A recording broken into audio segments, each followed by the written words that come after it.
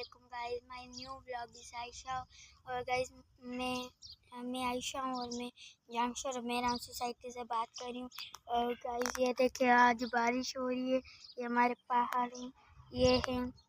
और गाइस ये देखिए इतना मज़ा है, वो हमारे पहाड़ हैं। और गाइस मतलब मुझे बहुत मज़ा आ रहा है यहाँ पे घूमने। और अभी बारिश भी हो रही है, ये देखें तूफान इतना ज़्यादा हुआ था कि हमारी हर चीज़ें मतलब चली गई थी। और गाइस मैं अभी मतलब घूमने जा रही हूँ। तो ये देखना, ये देखिए गाइस पहाड़, ये पहाड़ है और ये हमारे फूल हैं।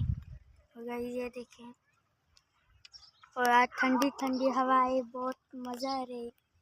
और गाइस अगर के मेरा वीडियो पसंद है तो लाइक करना, फॉलो करना, सब्सक्राइब करना। बाय।